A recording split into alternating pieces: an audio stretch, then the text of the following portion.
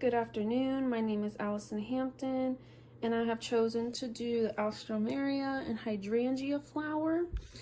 Right here is the whole Hydrangea flower. It is a big cluster of small, papery, textured type flowers. The stem is quite larger, as you can see right here, and it's like a big old cluster. The Alstroemeria, they're bigger flowers. As you can see, they have a trumpet shaped, striped, smooth texture. They have a light floral scent to them. The difference between these two scents is this one doesn't really have a scent, whereas the Alstroemeria has a greater floral scent. And first, we have the stem of each flower. The Alstroemeria has a long green stem. It's a little bit harder. I did tape them just so they don't move around as much. The Hydrangea stem is a lot shorter, and it was quite difficult to dissect this flower and all the different things just because it is very small. Moving on, the petal, again we have this trumpet shaped striped petal for the Alstroemeria. The Hydrangea is a lot smaller. It's really almost paper-like feeling. It's very soft too and quite small. Moving on to the leaves of both flowers, Alstroemeria is more of a hard, I would say longer leaf, whereas the Hydrangea, although it's a small flower, the leaves are quite a lot more thick feeling, just larger. Then for the pistil, the Alstroemeria, since it is a larger flower, trumpet shaped like, the pistil is a lot larger, a lot longer, whereas the Hydrangea, really tiny, as you can see. Very hard to dissect this one. The stamen for the Alstroemeria, very large again, very similar to the pistil of that one. The Hydrangea, very tiny. So as you can see, all aspects of the Hydrangea are quite smaller, but they do form a visually bigger flower, like a big old cluster of flowers, versus the Alstroemeria where it's a little bit bigger in singularity, if that makes sense. For my the only thing that I did not recognize was on the Alstroemeria was this bottom part, which on the full flower, it's this part right here, as you can see. And when doing my research, it said that it was the female reproductive part. So there's that. Here's this. Let's see.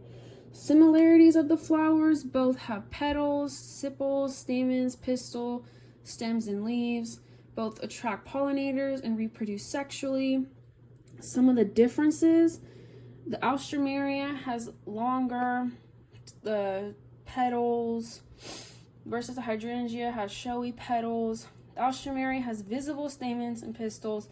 The Hydrangea, it is very tiny, more difficult to see. You kind of have to get your magnifying glass and really look in there. The stems for the Alstroemeria, like I mentioned, the stems, they're more smooth versus this one's a little bit more woody kind of feeling. I'm trying to think. The whole flower versus the dissected part. The Alstroemeria, again, the trumpet shaped, stripes, clear arrangement. The Hydrangea, whole, it looks like a ball of petals. Dissected shows are more sterile sepals with tiny fertile flowers. Let's see. For my research, I have my observation questions pulled up. Give me 1 second. On the website, the Alstroemeria goes by the name Alstroemeria spp perennial. The Hydrangea, goes by the scientific name Hydrangea microphyllae.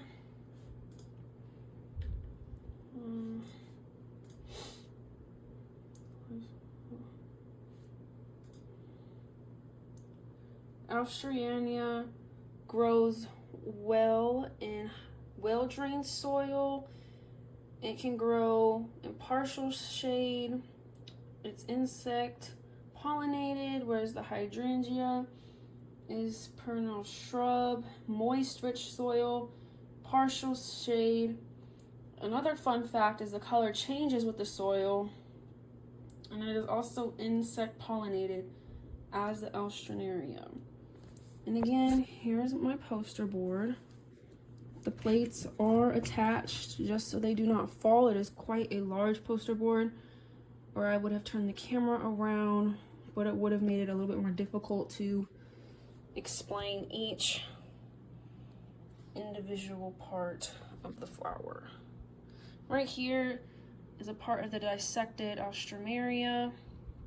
As you can see, it's a lot easier to decipher between each part of the flower versus dissecting one of these, the hydrangea, a lot more difficult.